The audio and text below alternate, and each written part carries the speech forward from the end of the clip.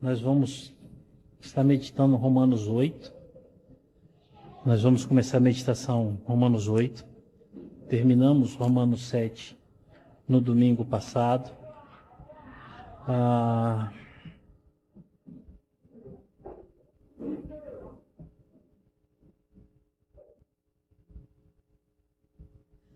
E hoje nós começamos Romanos 8. Um pequeno detalhe, toda vez que nós começamos uma meditação num capítulo, sempre nós nos dedicamos a uma introdução maior do texto, né? Só que desta feita, eu vou pedir para os irmãos começarem abrindo a Bíblia de vocês aí também em Romanos, lá no capítulo 3. Por quê? Porque no capítulo 8, aí no verso 1, Paulo usa uma frase que é aquela frase que enche os corações de todos os eleitos com muita alegria. Olha o verso 1 aí da sua Bíblia, do capítulo 8. Olha o que Paulo fala aí no verso 1. Paulo fala assim: agora, pois, já nenhuma condenação há para os que estão em Cristo Jesus. Essa expressão, essa frase, esse posicionamento bíblico teológico simplesmente é fenomenal. Só que aonde que Paulo começou a falar sobre isso? Porque Paulo está dizendo: vocês que estão em Cristo, não existe condenação para vocês. Paulo não está trazendo essa proposição aqui e vai começar daqui estabelecendo pontos teológicos para que ele possa afirmar o que ele está falando. Não. Ele começou capítulos anteriores mostrando uma caminhada na vida daquele que é crente em Jesus e chegou aqui para finalizar, no capítulo 8, capítulo 9, o discurso que ele está dizendo: você que foi justificado, está em processo de santificação, você que é a habitação do Espírito Santo e não que está mais debaixo da vigência da lei, você é salvo. Paulo começou isso lá no capítulo 3. E eu quero olhar com vocês, desde aqui do capítulo 3, numa breve observação e numa caminhada para que a gente possa entender o que Paulo está falando aqui.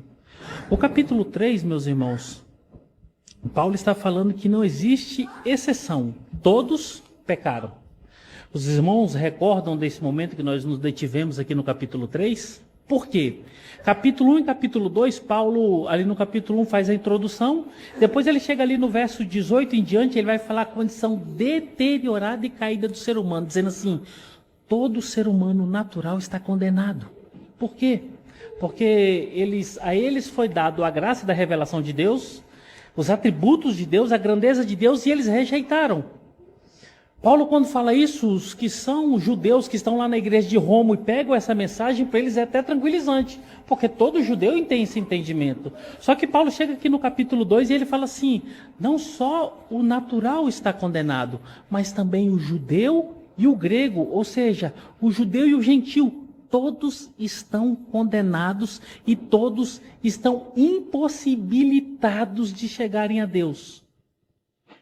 Se nós tivéssemos uma imagem para que pudéssemos ilustrar isso aqui, é como se Paulo estivesse dizendo assim: as portas dos céus estão fechadas, ninguém entra. Tanto judeus quanto gregos estão impossibilitados, porque todos pecaram e carecem da glória de Deus. Aí o judeu dá um pulo para trás e fala assim: opa, que é isso? Eu não estou no mesmo saco de igualdade, no mesmo pé de igualdade, no mesmo saco, onde fala que é tudo farinha do mesmo saco, com gentios, não é possível. Aí Paulo se detém no capítulo 3 todinho para falar por que o judeu está condenado. E aí ele vai mostrar: vocês estão condenados porque vocês se apegam na tradição. Vocês acreditam que a lei justifica vocês. Vocês acreditam que vocês estão salvos não por causa de Cristo, mas por causa de todos os rituais que tem na religião de vocês. E isso não justifica, isso não salva, só Cristo. E no capítulo 3 ele vem aqui o tempo inteiro. E aqui no verso 21 é onde Paulo começa a sua jornada instruindo a igreja sobre a ação justificadora de Cristo sobre a vida do homem. É aquilo que nós deixamos muito bem claro, porque Paulo é claro aqui, muito claro, em que a justificação é um ato declaratório de Deus. Ou seja, Deus declarou, Deus afirmou, Deus te despertou e disse: você está justificado agora. E a partir desse momento, aquele homem que vivia uma vida perdida, agora ele é despertado e consegue ouvir a voz do Evangelho, e a fé, sem dúvida alguma, é evidência aqui para que Deus possa justificar o homem. Porque quando ele desperta, ele coloca fé no coração desse homem e fala assim: creia somente em Jesus Cristo. É nesse momento que caem todas as estruturas das instituições, todas as estruturas humanas, e a partir daquele momento o homem tem consigo e os seus olhos voltados só para Jesus Cristo. Capítulo 3, a partir do verso 21, Paulo começa a doutrinar isso. Capítulo 4, Paulo exemplifica tudo o que ele tem ensinado até agora na pessoa de Abraão. Por que Abraão? Simples. Certamente esse personagem era muito conhecido pela comunidade leitora de Paulo. Lembremos, Paulo está escrevendo para uma igreja que está lá em Roma, em que certamente o maior público que tinha nessa igreja eram judeus. E o judeu conhecia muito bem a personagem de Abraão. Quem era Abraão? Abraão era um pagão, filho de pagãos, no meio de um povo totalmente pagão, que era totalmente imerecedor da graça de Deus. Mas em um determinado momento da sua vida, a Bíblia fala que Deus chega para esse homem e fala assim: ei, sai da tua terra, da tua parentela e vai para um local que eu te mostrarei. E aí você percebe que uma característica fica evidente na vida de Abraão: fé. Por quê? Porque a partir do momento que um morto espiritual acorda, a tônica da fé é a única certeza que conduz esse homem para o caminho do céu. E Abraão é essa exemplificação. Paulo diz assim: tudo que eu falei, capítulo 1, capítulo 2, capítulo 3, todos condenados, todos indesculpáveis, mas por causa da justificação e a fé que foi imposta por Deus no coração de vocês, vocês estão salvos. E o exemplo disso maior é o nosso pai Abraão, aquele que lá no passado vivia a sua vida pagã, adorava os seus deuses, estava no meio de pessoas pagãs, vivia de forma deplorável aos olhos de Deus e sem nenhum mérito pessoal em si mesmo. Deus chega para Abraão e fala assim: vem, você vai cumprir uma obra e eu vou caminhar contigo. E Abraão foi. Capítulo 5, Paulo ensina à igreja que a justificação é pela fé na pessoa única de Jesus Cristo. A justificação é um ato exclusivo de Deus. Depende e é ação só dele. Ou seja, agora no capítulo 5 nós vimos que Paulo ali nos primeiros versos ele vai especificar sobre a justificação e deixar muito claro para essa comunidade leitora o seguinte aspecto: a justificação ela depende, é exclusiva só da ação de Deus. Você não fez nada por ela, você não merecia ela, você não levantou as mãos para recebê-la, você não disse que aceitava Deus, aceitava Jesus, você não chorou, você não se comoveu, você não deu oferta, você não é a menina dos olhos de Deus, você não é nada. E é nessa hora do nada que Deus olha para você e fala assim: você está justificado, e te capacita para você entender todos os mistérios da fé acreditando em Jesus Cristo. Tudo começa em Cristo. Paulo começou e norteou isso nos primeiros versículos ali do capítulo 5. No finalzinho ali, no segundo bloco do capítulo 5, Paulo trouxe a essa igreja dois exemplos. Adão. Por Adão, o pecado entrou no mundo e todos, lembrem-se, todos morreram. Depois que nosso pai Adão, lá no jardim do Éden, comeu do fruto proibido, todos nasceram mortos. É como diz o ministro Celso de Mello, nós somos natimortos. É claro que ele está falando sobre a perspectiva da microcefalia, mas espiritualmente todo ser que nasce, ele nasce morto. Incapacitado de ouvir, de responder e de conhecer a Deus nos seus mínimos, em qualquer vestígio. Todo ser humano nasce morto. E Paulo fala assim: por causa de Adão todos morreram. Mas nós não ficamos na desesperança do Adão que nos matou por causa da sua escolha pecaminosa, porque Paulo fala para essa igreja o seguinte aspecto: mas em Jesus Cristo, aqueles que foram escolhidos antes da fundação do mundo encontram vida e vida eterna. Em Adão todos morreram, mas em Jesus Cristo, aqueles que foram escolhidos antes da fundação do mundo têm vida e vida eterna. Ou seja, aí você observa que em Cristo nós encontramos vida e vida eterna. da qual nós nem sonhávamos, nem imaginávamos, do qual nenhuma pessoa cogitava. Pergunta para qualquer ser humano natural: o que você acha da vida eterna? O que você acha do céu? Ele vai falar: isso é loucura da igreja. Esse povo é fanático, esse povo não entende, esse povo não conhece de ciência. O céu está muito distante para as pessoas, mas o eleito está muito perto. Por quê? Porque ele foi desperto pelo próprio Deus para que ele pudesse compreender o que Deus está falando e ensinando. O capítulo 6, meus irmãos, explicitamente agora Paulo expõe a graça. Graça que superabundou o pecado e transforma a vida daqueles que serão feitos filhos de Deus. Paulo vai lá, capítulo 5, verso 20, verso 21, mostra a situação dantesca do ser humano, mas fala assim: onde abundou o pecado, superabundou a graça. Ou seja, a condição estava terrível, era um mortuário. Todos estavam mortos. Não existia esperança. O nosso caminho era o caminho de precipício, porque nós estávamos andando para lá, naturalmente, e com toda a felicidade do mundo, porque estávamos contentes de ir para o inferno. Mas simplesmente, o Senhor Deus, através de uma graça que nós não conseguimos expressá-la, nem explicá-la, interviu nas nossas vidas e nos tirou do caminho que vai para o precipício eterno.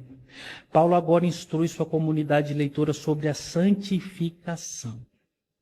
Capítulo 6, ele vai trabalhar sobre a santificação. Santificação é uma resposta imediata da justificação. Você foi justificado? Fui. Então agora você vai passar pelo processo imediato da santificação. Eu vou parafrasear Paulo aqui.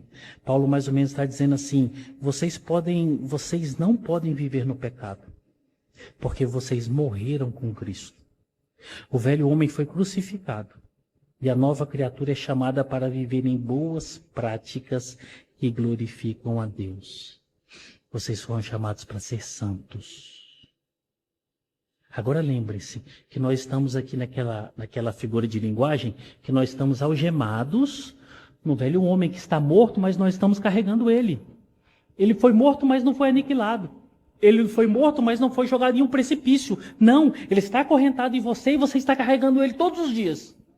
É aquele momento em que você pensa no pecado, é aquele momento que você luta, é aquele momento que as depravações chegam, os desejos de coisas passadas perambulam no seu coração. Quem é esse? É o velho homem, que te machuca e te tenta seduzir todos os dias. E Paulo fala no capítulo 6, o crente não está mais sob o domínio da lei, porque Cristo o libertou. Paulo deixa bem claro que não precisa mais você se preocupar exacerbadamente em cumprir os critérios da lei. Por quê? Primeiro, você não consegue. Segundo, você não conseguindo, você não vai ser condenado por isso, porque a vida eterna não está pautada pelo cumprimento da lei. A vida eterna está pautada pela graça de Jesus, que justificou, está santificando e trazendo cada dia mais esse crente para uma vida de obediência, de contemplação e de relacionamento profundo com Deus. O capítulo 7, o qual nós meditamos, se não me engano, nos 3 últimos domingos, é uma das formas mais escrachadas de revelar a depravação total. Do início ao fim, Paulo deixa clara a nossa condição. Ali sim somos nós. Pessoas fracas, pessoas limitadas, pessoas cheias de defeito e necessitadas da graça de Deus. Mas uma coisa me chamou a atenção ali no capítulo 7, foi o verso 25. Paulo fala assim: mas graças a Deus por Jesus Cristo, que me dá a graça de compreender sobre a lei que me modela e que eu consigo caminhar glorificando o seu nome. Por quê? Porque a minha luta contra o pecado é essa daqui. Tudo que eu quero fazer que é bom eu não consigo, mas aquilo que eu não quero que é ruim eu faço sempre. A ponto que Paulo olha para ele e fala assim: nem eu mesmo consigo compreender o que está acontecendo. Eu não estou conseguindo compreender. Aí ele vai e fala assim: desventurado homem que sou. E a tradução mais fiel ao texto é: desgraçado, miserável homem que sou. Mas graças a Deus por Jesus Cristo. Porque Ele não está me salvando, não me salvou, não está me justificando por méritos meus, pelas forças dos meus braços, mas por uma graça que a gente não consegue explicar, que me alcançou e está transformando a minha vida. E agora, Paulo, depois de falar para esses irmãos ali na igreja de Roma, vocês foram santificados. Vocês foram justificados. Vocês não estão mais sob o peso da lei que traz condenação e que mostra para vocês que vocês não conseguem. Paulo é categórico e fala assim: não há condenação para os que estão em Cristo Jesus. Se nós estivéssemos numa igreja pentecostal, as cadeiras estavam indo para as casas dos vizinhos e ele estava voando aqui dentro. As línguas mais comuns que nós ouviríamos agora eram as línguas estranhas. Porque, irmãos, não cabe no coração, não cabe de alegria você ter essa informação. Não existe condenação para o crente. Não existe nada que te pare, não existe nada que faça você, que aponte para você racionalmente e fale, você vai sofrer a ponto que você vai para o inferno, você não tem salvação, para você não tem esperança, para você não tem saída. Não existe isso para o crente. Por causa de Cristo, por causa do amor de Deus, não existe mais condenações sobre nós. Nenhuma. Nenhuma. E nós nos deparamos aqui com o capítulo 8. O capítulo 8 do livro de Romanos é grandiosíssimo. Ele é grande numericamente, por isso nós vamos ler de acordo com o que nós fomos aqui adentrando no texto. E cada momento que Paulo entra aqui numa sessão, ele vai testificando e ele vai esmiuçando tudo que ele está falando para corroborar com essa verdade que ele expressou aqui no verso 1, que concorda com tudo que ele está trazendo a partir do capítulo 3. Ou seja, cada versículo que nós entramos é uma razão mais para que nós possamos entender. Eu sou salvo. Eu vou para o céu. Não existe possibilidade de eu não ir para o céu. Eu estou em Cristo. Não existe condenações. Não existe nada que me prenda fora do Senhor. Por quê? Porque Paulo é categórico e claro. A igreja de Roma, ela pulou de alegria quando recebeu esse tratado. O capítulo 8, de forma muito especial, e eu quero ver aqui com vocês. Olhando de forma específica, aqui para o capítulo 8, aí eu quero que você continue acompanhando aí. O capítulo 8, ele é dividido mais ou menos aqui em 5 pequenas partes, do qual alguns outros comentaristas, eles dividem, fazem uma divisão um pouco menor, um pouco mais aglutinada. Eu vou trabalhar aqui com essas 5 divisões, que ela vai se resumir da seguinte forma. A primeira parte, ela vai aqui do verso 1 ao verso 11, onde Paulo começa dizendo que não existe condenação para aqueles que estão em Cristo. Aonde Paulo traz aqui, no mínimo, 4 expressões instrutivas para aquela igreja. A primeira delas é essa: vocês estão livres da lei do pecado. O peso do pecado, mas não está sobre vocês. Segunda instrução: Jesus se vestiu da nossa roupagem e morreu por nós, sem conhecer o pecado. Ele foi santo, do dia que esteve aqui no primeiro momento até o último dia de vida. João Calvino fala que Jesus vestiu a nossa roupa, a roupa humana, a roupa de dores, a roupa de sofrimento, e morreu por nós. O terceiro ensino aqui nesses 11 primeiros versículos, o terceiro diz assim: o crente não anda segundo a carne, mas segundo o Espírito. E é uma resposta imediata para aquele que foi justificado, está passando por um processo de santificação, está liberto das amarras da lei. E por último, dentro desses 11 primeiros versículos, o crente é a habitação do Espírito Santo. Você é a habitação do Espírito Santo. Paulo está informando isso para a igreja que está em Roma. A segunda parte aí, meus irmãos, vai do verso 12 ao verso 17. Olha aí na Bíblia de vocês, do verso 12 ao verso 17, onde Paulo vai instruir essa igreja falando assim para esses irmãos: vocês são herdeiros.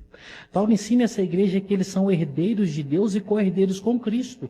É a lógica mais imediata. Vocês, não existem condenação a vocês. Cristo morreu por vocês. O Senhor Deus é o seu Pai. Você é herdeiro de Deus e co-herdeiro com Cristo Jesus. E o segundo ensino aqui é que o Espírito Santo que testifica no coração do crente que ele é filho de Deus. É o Espírito Santo que testifica no coração do crente que ele é filho de Deus. A terceira parte vai do verso 18 ao verso 25. Nessa terceira parte, Paulo vai falar sobre os sofrimentos dessa vida e o que tem preparado para os crentes no porvir. Uma das coisas mais lindas, olha o que diz esse verso: os sofrimentos do presente não podem ser comparados com a glória que nos espera no futuro. Olha isso. Os sofrimentos no presente não podem ser comparados com a glória que nos espera no futuro. Está passando aperto? Está difícil. Está impossível. Não se preocupa não. Se Deus não tem para você aqui ainda, nesse mundo, nessa vida, algum livramento, alguma graça para que te tire dessa situação, o que Deus tem preparado para nós, no porvir, nós não conseguimos nem imaginar. É muito grande. E por último, aqui, a criação geme na espera por aquele momento. É aquela expressão máxima lá em Mateus, Maranata.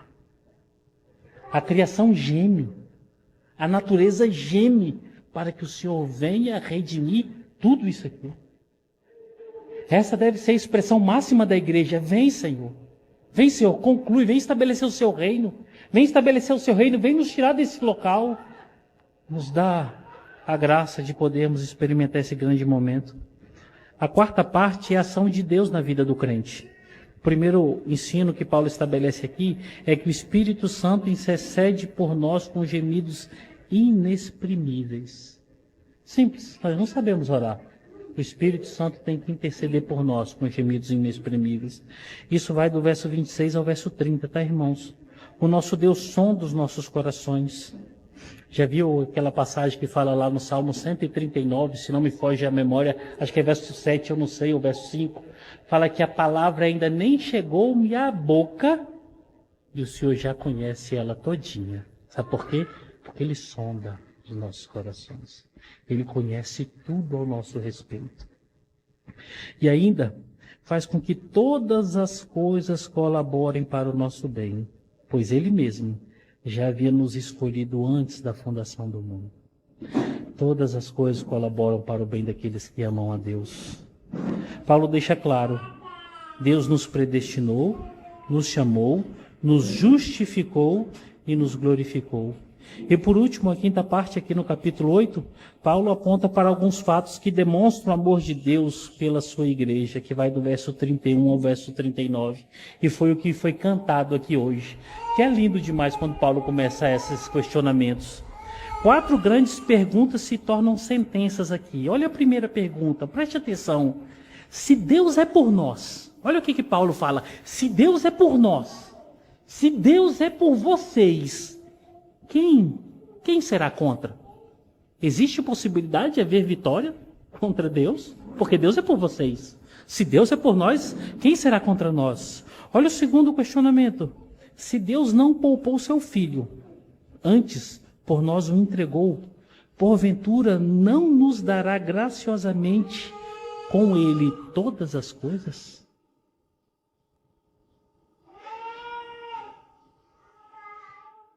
Paulo afirma, Cristo morreu pelo crente. Quem o condenará?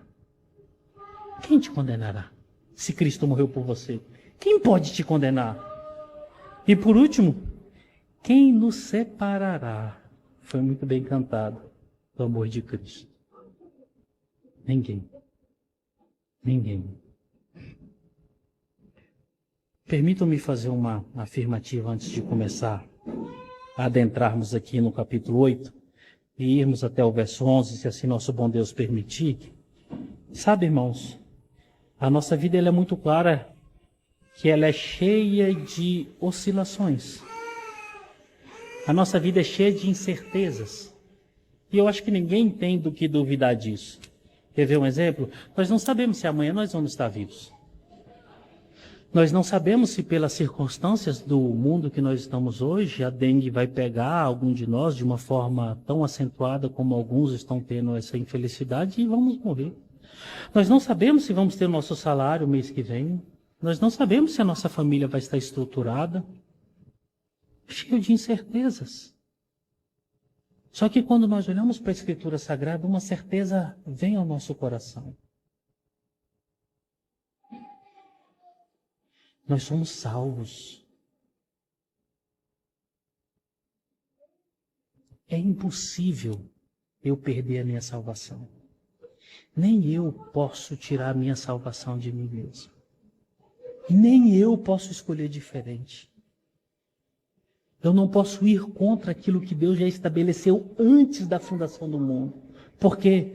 Porque Deus é dono de todas as coisas. E quando eu entendo que eu fui justificado, estou no processo de santificação, Deus me libertou das amarras da lei, e o Espírito de Deus habita em mim, uma única certeza paira no meu coração: eu vou morar eternamente com Deus. Essa é a única certeza que o crente tem que ter no seu coração, nunca questioná-la. Sabe por quê? Porque aquele que começou a boa obra, ele vai terminar.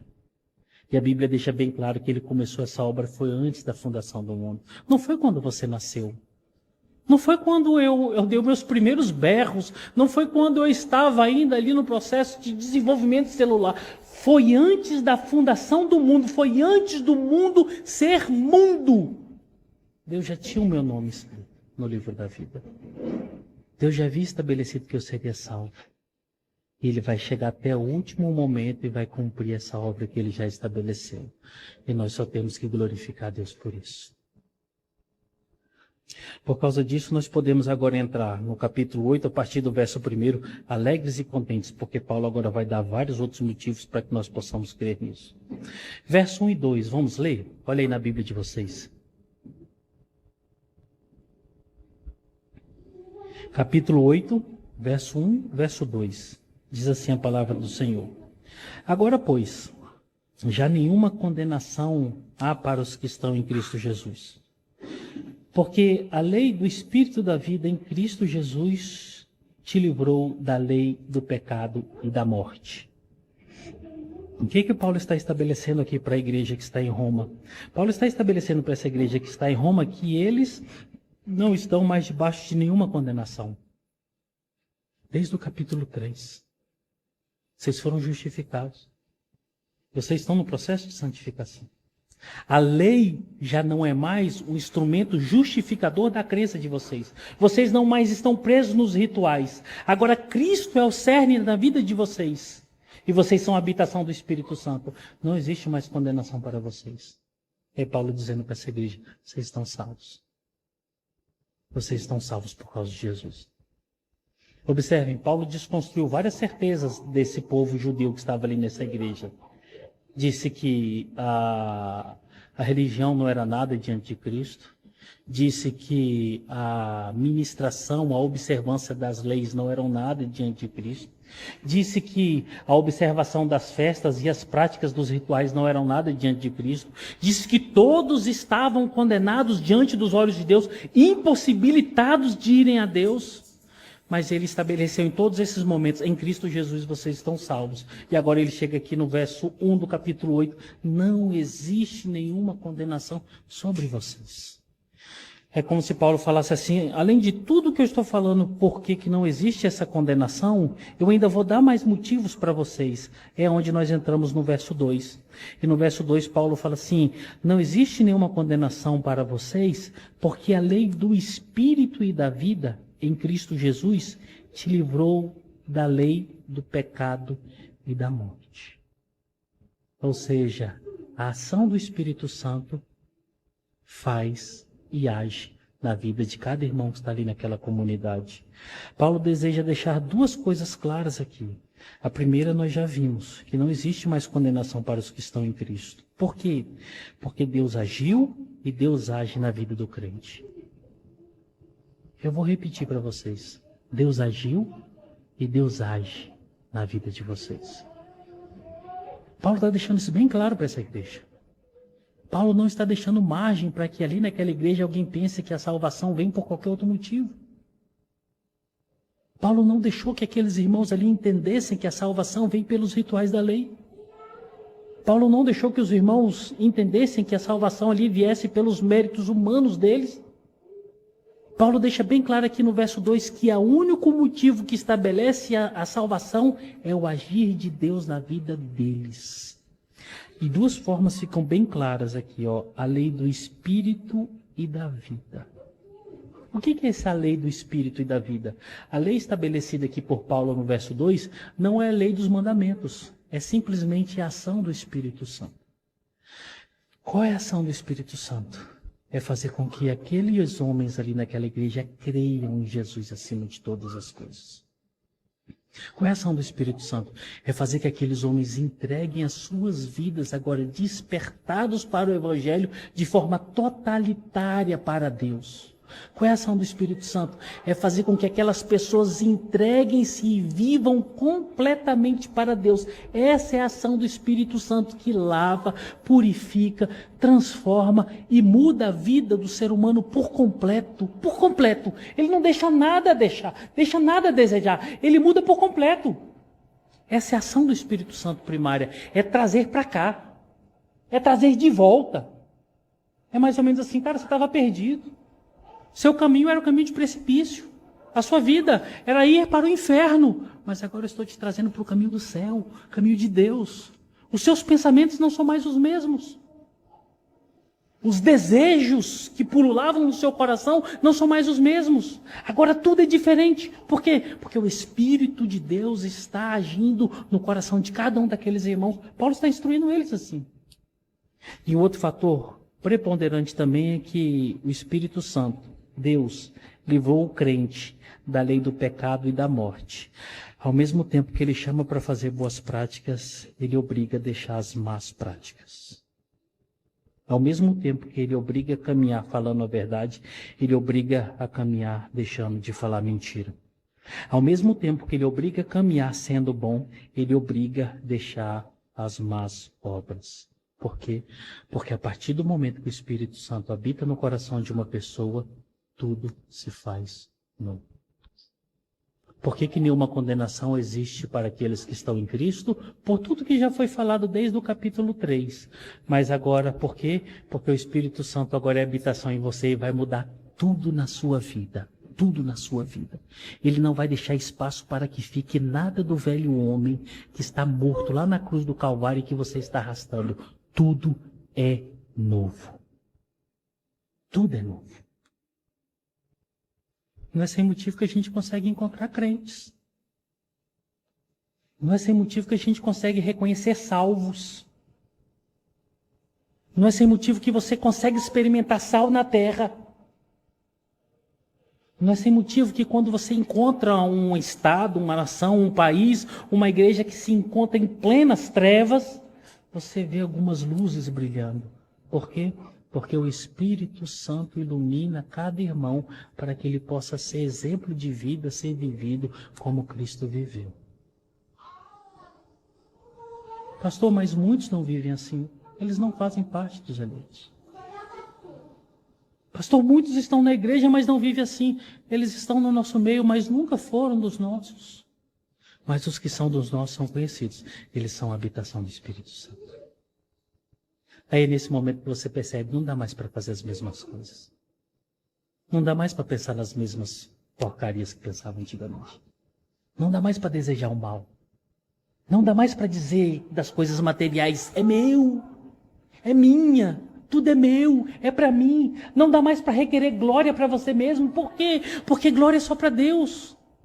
Não dá mais para acumular riquezas nessa terra. Por quê? Porque eu tenho que ajudar o outro. Não dá mais para me silenciar diante das injustiças e dos impropérios desse mundo. Por quê? Porque eu fui chamado para ter fome e sede de justiça. E se o Espírito habita em mim, eu sou fonte de Deus para que eu possa acusar e ser um denunciador de erros e pecados. Você reconhece o eleito quando você encontra com ele. Existem erros de todos os tempos. Muitos crentes daquele tempo que estavam ali naquela igreja e até nos dias de hoje, eles acreditam nas suas habilidades, nas forças das suas mãos. Eles até dizem assim, eu faço, fui eu que escolhi, eu posso, eu consigo.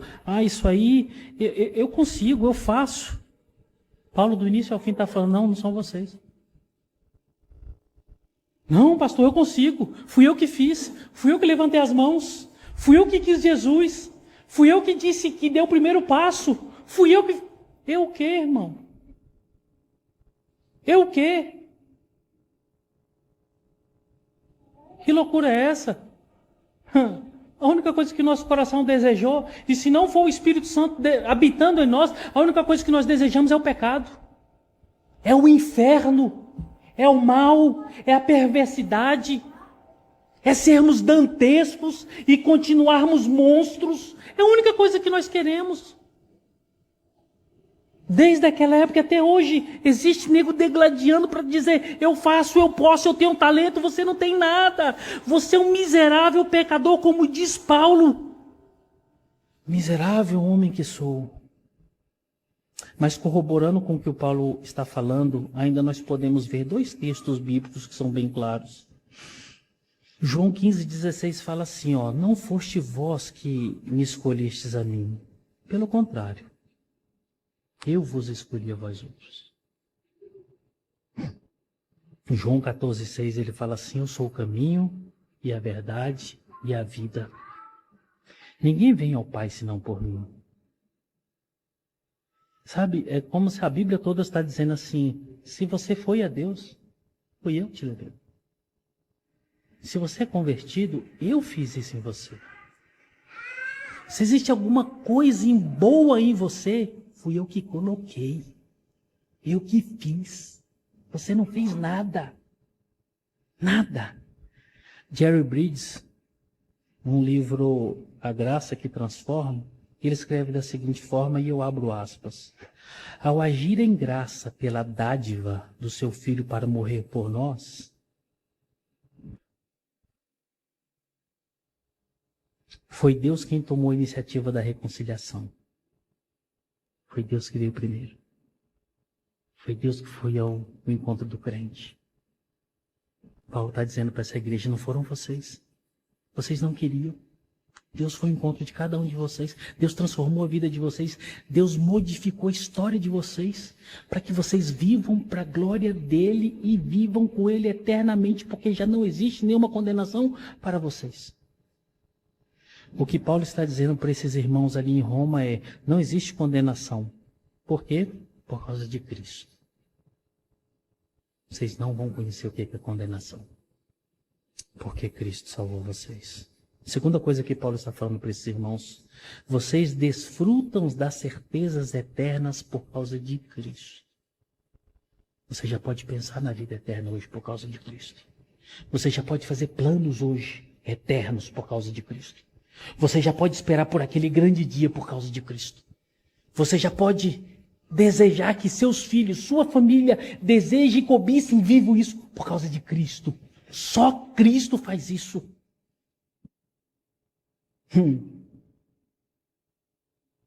Deus agiu, age e agirá até o último dia para permanecer essa verdade. Ela não vai mudar. Essa verdade foi ministrada à igreja de Roma. Essa verdade é para cá. E essa verdade vai ser até o último dia da vida nessa terra. Quando existir um crente que foi justificado, santificado, liberto da lei, ele pode ter certeza: não existem condenações sobre a minha vida. Eu sou salvo por causa de Jesus. Sabe, irmãos, Deus não é semelhante a nós. Deus não se encontra vicissitudes em Deus. É muito falado dentro do calvinismo sobre a flor bem me quer e mal me quer, né? Que é expressada dizendo assim: hoje eu estou salvo, amanhã eu estou perdido, hoje eu estou salvo, amanhã eu estou perdido.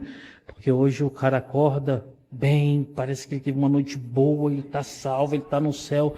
Na hora do almoço ele já está no inferno porque ele pecou. À noite ele já acredita que nem vai mais para o inferno, mas vai ficar um bom tempo no purgatório. De madrugada ele se reconciliou com Deus, ele está falando até em outras línguas e fala: eu vou para o céu de novo, mas no outro dia a mesma tormenta. Essa é a vida de muitos que se dizem crentes dos dias de hoje. Deus não é assim. Deus não é assim. Num dia ele não fala para vocês assim: hoje eu vou salvar vocês, eu vou justificar vocês.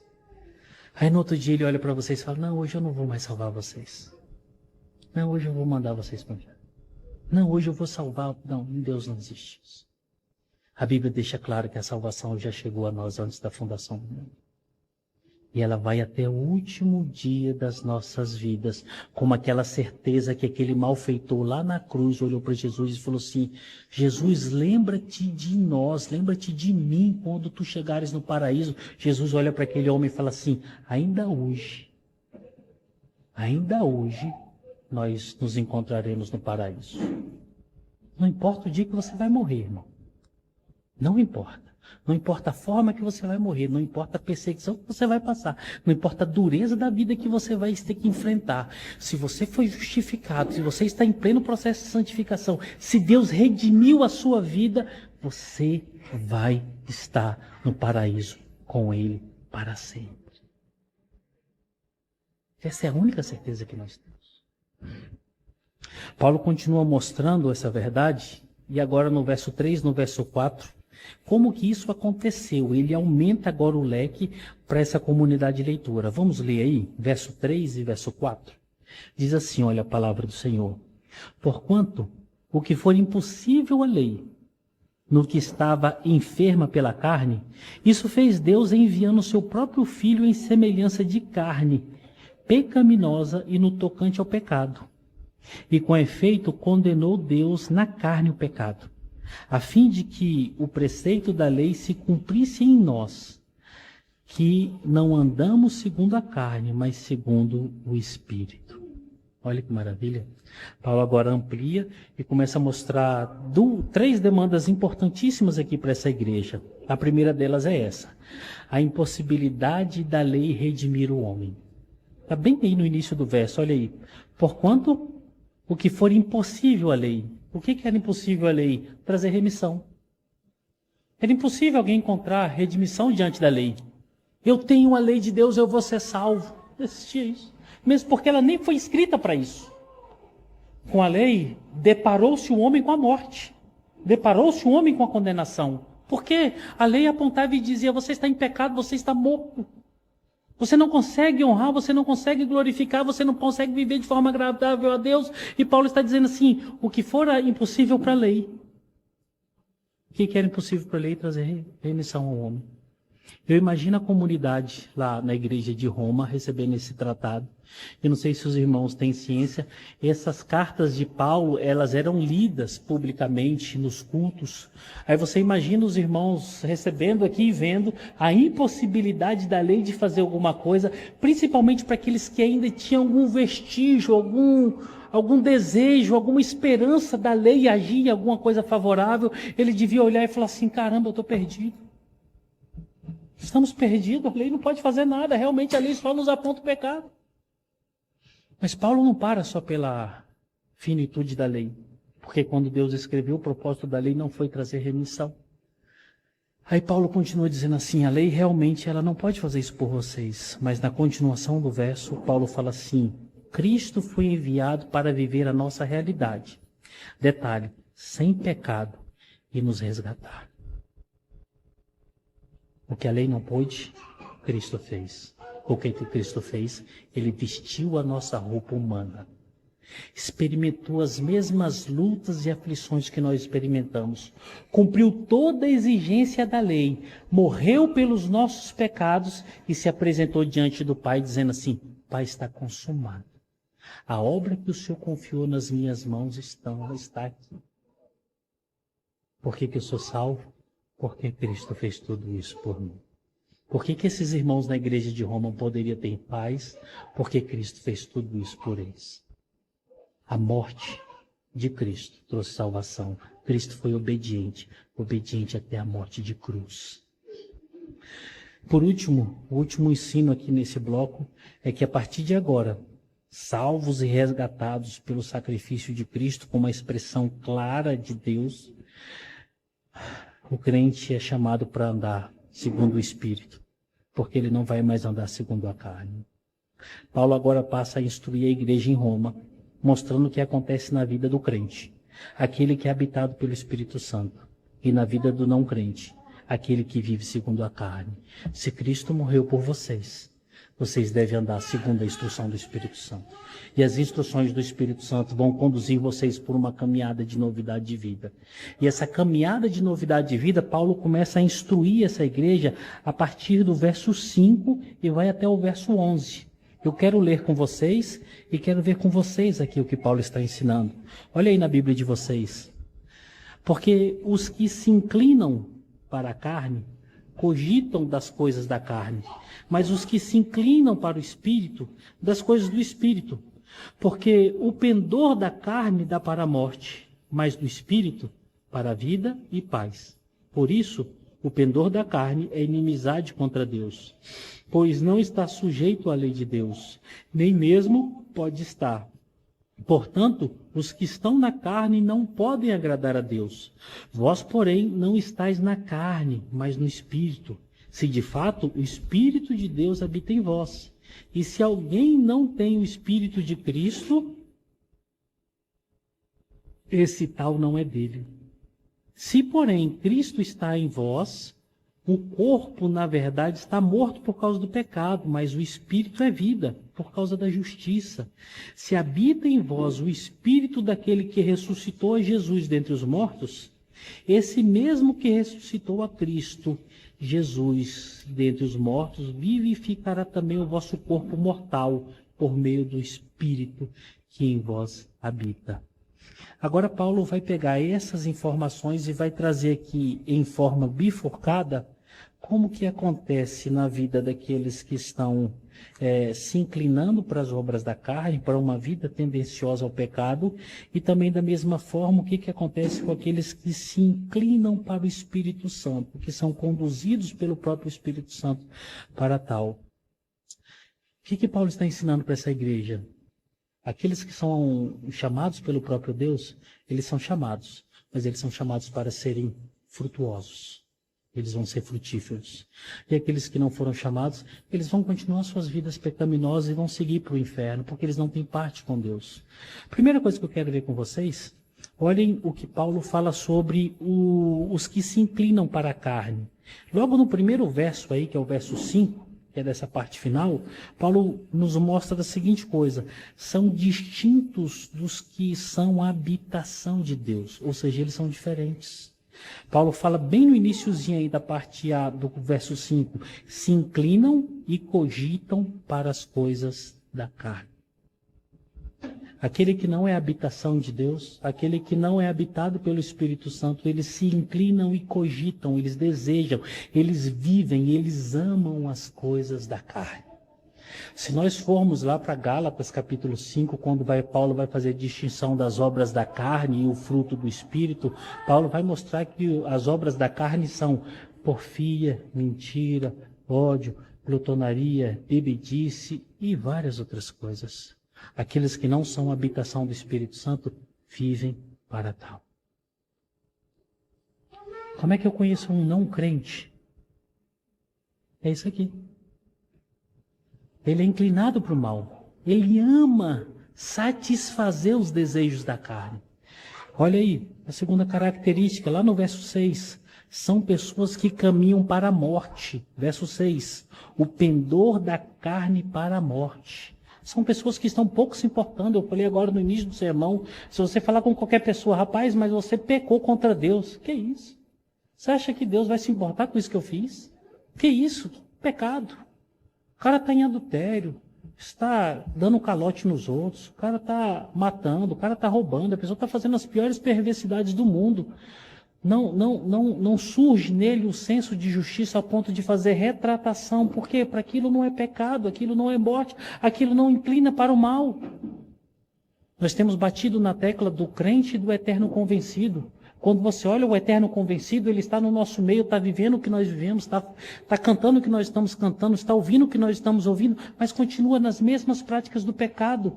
O coração dele está empedernido para o entendimento que o caminho falsário dele é um caminho de morte.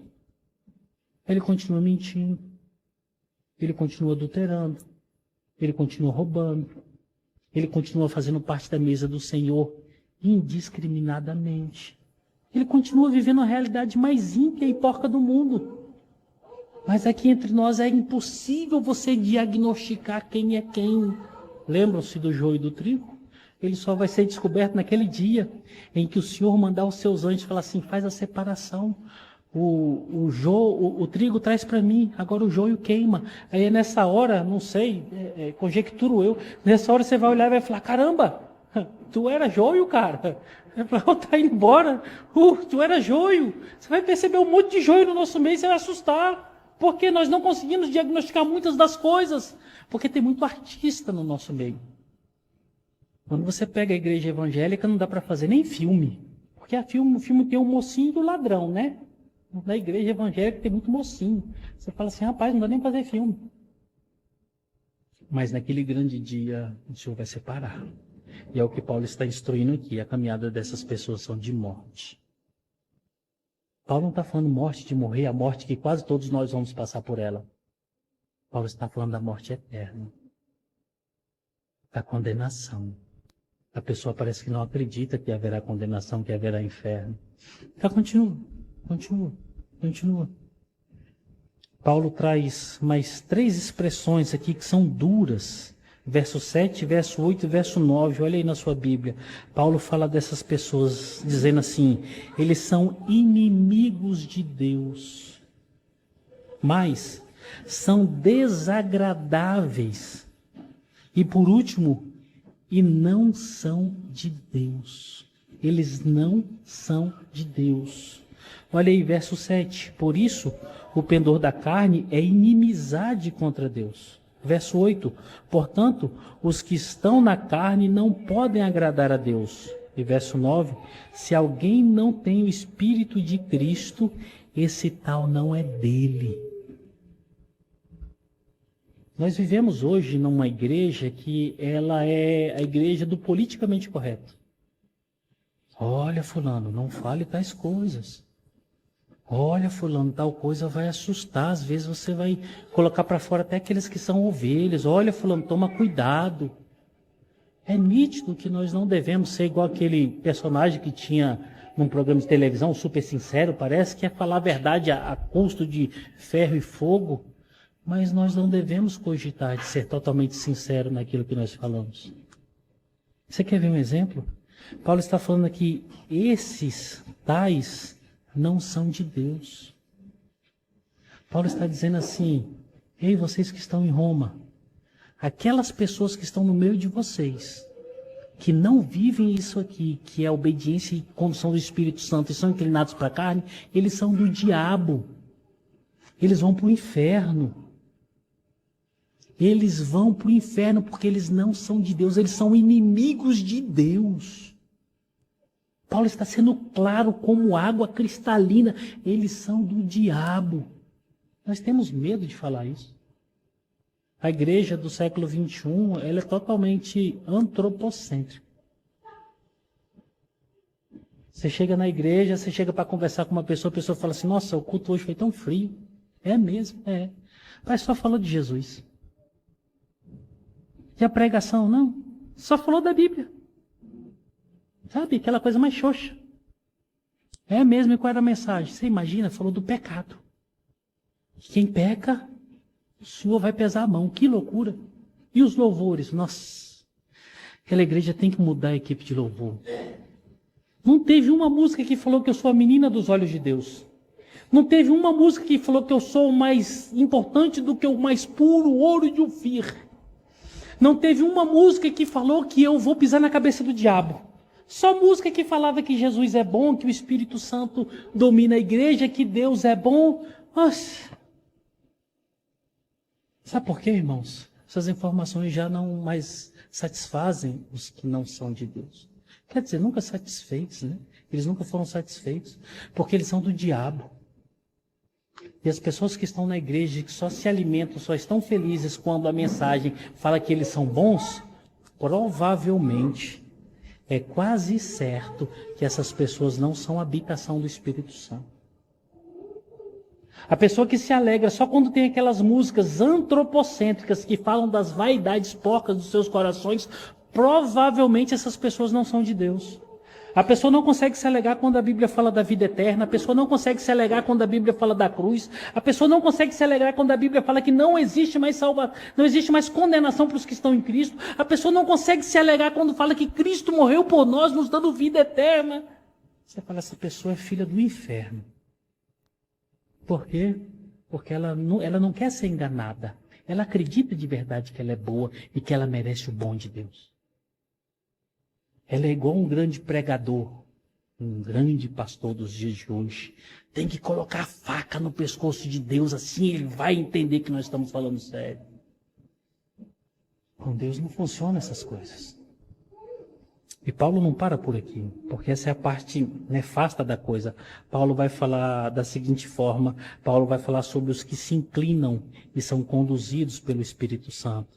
No mesmo versículo 5, onde ele mostra a condição deteriorada ali daqueles que não são de Deus, ele fala assim, eles querem saber das coisas de Deus. Sabe como? Se inclinam para o Espírito Santo. O que Paulo está dizendo aqui? Que aqueles que são de Deus, o Espírito Santo conduz a vida deles para fazer as coisas que são agradáveis a Deus. Mentia, eu não minto mais. Eu falava mal dos outros, hoje eu não falo mais. Da minha boca só saem palavras de edificação. A minha vida é caminhar para a glória de Deus. Eu tinha problemas interpessoais, intrapessoais, hoje eu luto para não tê-los mais, porque eu sei que isso não glorifica e não agrada a Deus. Uma segunda característica daqueles que são inclinados para o Espírito Santo, o crente não está inclinado para as coisas da carne, por causa do Espírito Santo que habita neles. Verso 9. Vós, porém, não estáis na carne, mas no Espírito, se de fato o Espírito de Deus habita em vós. Sabe, irmãos, essa expressão ela é muito importante, ela é muito cara para nós, igreja. Porque Paulo está falando aqui para a igreja em Roma o seguinte: vocês são a habitação do Espírito Santo. Sabe? O Espírito Santo mora no coração de vocês. O Espírito Santo mora aí em vocês. Isso é muito caro para nós. É por isso que quando eu tenho certeza que o Espírito Santo habita em mim e me conduz para as coisas boas da vida, eu abandono as coisas que não são boas dessa vida. Porque eu tenho certeza que o Deus do universo está aqui. Sabe, irmãos, a Bíblia fala lá nos Salmos que Deus mede o universo com a palma das suas mãos. A Bíblia mostra um Deus que o mundo não consegue contê-lo. E ao mesmo tempo ele fala assim, o Espírito de Deus. Sabe aquele Espírito que pairava sobre a face das águas, lá em Gênesis capítulo 1, verso 2? Ele está habitando em você. Pai do céu, olha o tamanho do seu coração, olha o tamanho da sua vida. Olha o que Deus está fazendo dentro de você. Ele habita em você não para compartilhar as coisas ruins dessa vida, para que você viva em vida porca, não. Ele habita em você para transformar a sua história por completo. Sabe quando você passa por aquela situação que você sente-se tentado?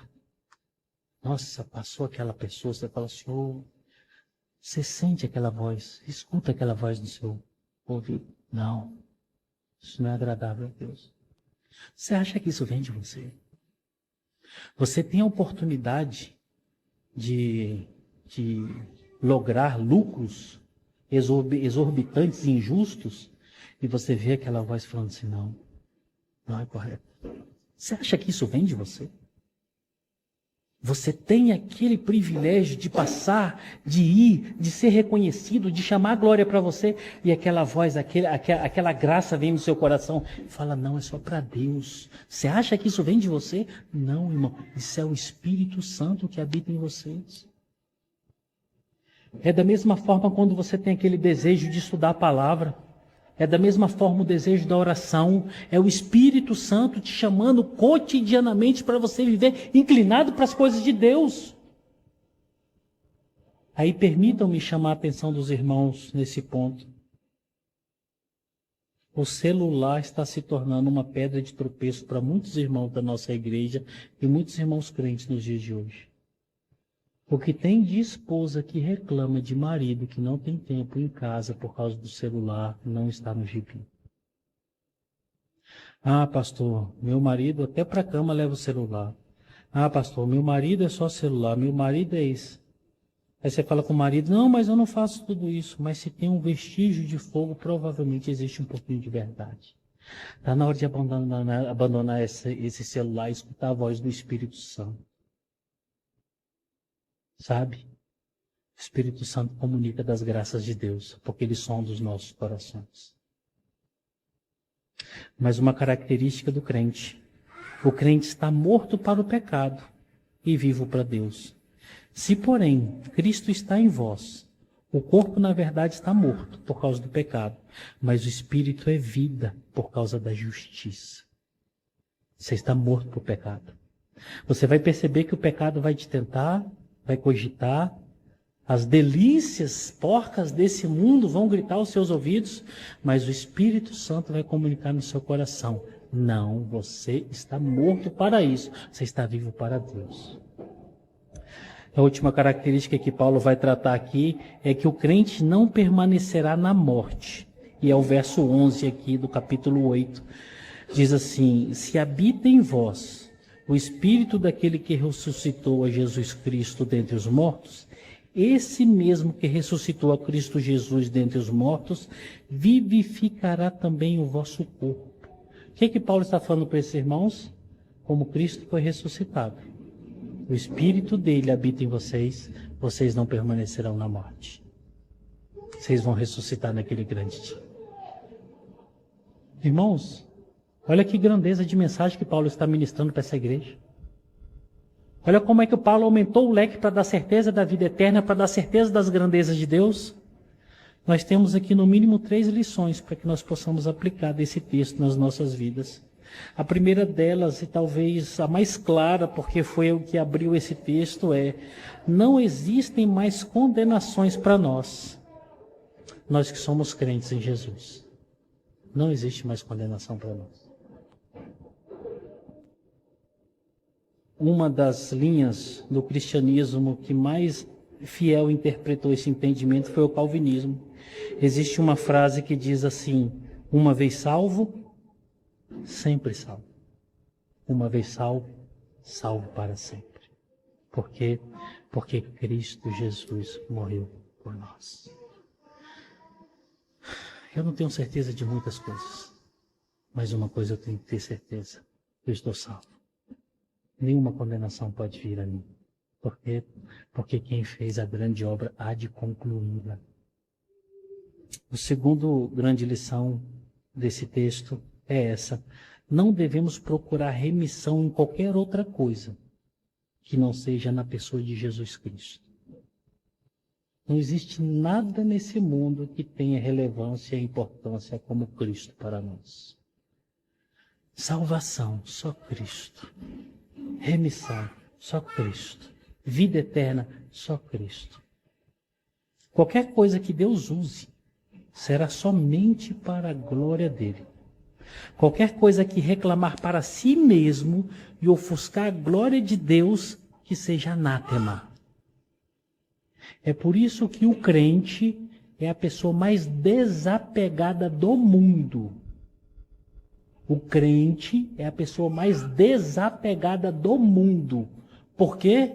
Porque ele sabe que não precisa de nada para ser salvo. Porque a salvação já está em Cristo. Tudo que Deus usa tem que resplandecer glória para Deus. O que se diz ser usado por Deus e não está glorificando a Deus é do diabo. E como as instituições religiosas dos dias de hoje se fazem anátema. Hoje nós estamos encontrando crentes que não são desapegados às instituições, que não são desapegados a pessoas, que não são desapegados a tradições, que não são desapegados à lei, às festas, a qualquer coisa. Existem pseudas igrejas que dizem que a salvação está lá. Bota aqui. Se você sair daqui, você não vai ser salvo. Existem pastores que dizem que revelação verdadeira e fidelidade do evangelho só no grupinho deles. E aí você percebe vários crentes fazendo aquilo que aqueles pastores e aquele grupinho estão falando e quebrando a cara. Por quê? Porque só eles estão falando a verdade de Deus. Eles estão roubando a glória de Deus. Irmãos, só Cristo. Só Cristo. Igreja é bom? Igreja é uma bênção. Mas se a igreja deixar de pregar o evangelho de forma fiel, se a igreja deixar de administrar os sacramentos de forma correta, não é igreja de Cristo. Ter um bom conselho, ter bons pastores, ter bons servos do Senhor, oficiais, é bênção? É. se eles estiverem andando em consonância com a palavra de Deus. Se não estiverem, não são de Deus. É claro, é nítido. Se apeguem com Cristo. Só Cristo salva. Por último, e não menos importante, nós crentes devemos ser totalmente diferentes dos ímpios. Nossa, é duro isso aqui. Nós crentes devemos ser totalmente diferentes dos ímpios. Por qual motivo, pastor? É simples. O crente é a habitação do Espírito Santo. O crente é a habitação do Espírito Santo. Se você não for diferente do mundo, se você não for diferente das pseudas igrejas que se dizem evangélicas nos dias de hoje, provavelmente você não é a habitação do Espírito Santo. Pararam para pensar nisso? Provavelmente você não faz parte do vínculo de Deus. Aí você olha para a igreja dos dias de hoje, a igreja que não para de divorciar, a igreja que não para de mentir, a igreja que não para de ter escândalos sexuais, uma igreja que não para de ter escândalos financeiros. Que diferença está havendo, meu Deus do céu? Nenhuma. E aí permitam-me falar isso.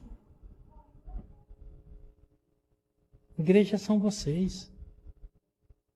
Lá no trabalho de vocês. Onde provavelmente vocês estão cercados por ímpios. Que cogitam as coisas do mal, que falam as coisas do mal. E vocês permanecem fiéis. Igreja são vocês. No meio da família. Onde as palavras ofensivas, os palavrões, as dores, as rusgas, as inimizades são verdades, vocês permanecem fiéis. Igreja são vocês. Quando as injustiças dessa vida vêm contra vocês, vocês permanecem fiéis. E o Senhor Jesus continua sendo glorificado. Vocês são diferentes do mundo. Vocês foram chamados para serem separados do mundo, mas viverem no mundo. E Paulo está pregando essa mensagem para uma igreja que está lá em Roma. O local que era a capital do mundo, a hegemonia do mundo, a força, a opulência, a promiscuidade explícita e vista, as orgias, tudo que tinha de ruim estava lá. Paulo em nenhum momento falou assim, fujam daí, saiam daí, aí não tem nada para vocês, aí é perdição, aí não é local para um crente. Paulo fala assim, sejam e permaneçam fiéis.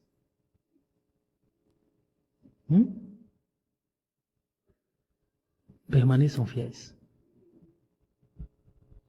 Todos vão continuar zombando de Deus. Glorifiquem a Deus. Todos vão continuar roubando e matando. Continuem glorificando a Deus.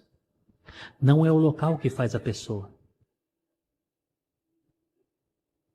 Mas é Cristo que habita nos corações. Isso tem que ser aplicado para nós hoje. Como é que vocês estão vivendo hoje, irmãos? Vocês são a habitação do Espírito Santo. Vocês foram chamados para serem diferentes. O ímpio, ele é filho das trevas. Ele vai continuar assim até o último dia da vida deles. E a caminhada deles vai terminar no inferno. Isso é a vida deles. Eu tenho que ser diferente dele. Tem que ser diferente dele em tudo. Em tudo. É porque eu sou melhor? Não. É porque eu tenho atributos que Deus olhou e falou, nossa. É como diz o filósofo do século XXI, Romário. Disse que Deus olhou para muitos, mas olhou para ele e falou assim, esse é o cara. Não bate. É incompatível. Deus olha para nós e fala assim, miserável. Pecador. E quando ele olha graciosamente, aqui tem um filtro. Esse filtro é Jesus. Ele olha e fala assim, você é meu. Você é meu. Você é de Deus. Esse é o capítulo 8 Esses são os 11 primeiros versículos do capítulo 8, e essas são as lições desses 11 primeiros versículos. Que o nosso Deus nos dê graça para que nós possamos vivê-la hoje, sem questionar e sem pestanejar, porque fomos chamados para sermos crentes. Amém? Vamos fechar os nossos olhos, vamos orar ao nosso bom Deus. Senhor Deus, em nome de Jesus, nós clamamos a Ti, Senhor, que o Senhor nos perdoe, nos dê graça e nos ajude. Porque diante da Tua palavra, quem ficará de pé? Diante do Teu Evangelho, quem poderá se auto-justificar? Ninguém, Senhor. Nós pedimos a Ti, em nome de Jesus, ajuda-nos e dai-nos da Tua graça para que possamos, ouvindo essa palavra, praticarmos aquilo que é certo e nos desviarmos dos nossos maus caminhos. Dai-nos da Tua graça, Senhor, de andarmos certos e convictos. Nós somos salvos e em breve estaremos contigo eternamente. Não nos deixa, Pai, temer e sermos como muitos irmãos, infelizmente, que são fracos na fé. Temem a perdição eterna. Temem, Senhor, a titubear em seguir caminhos diferentes. Coloca no nosso coração a certeza da vida eterna. Essa certeza que Paulo instrui, para que possamos viver glorificando a Ti em nome de Jesus. Amém.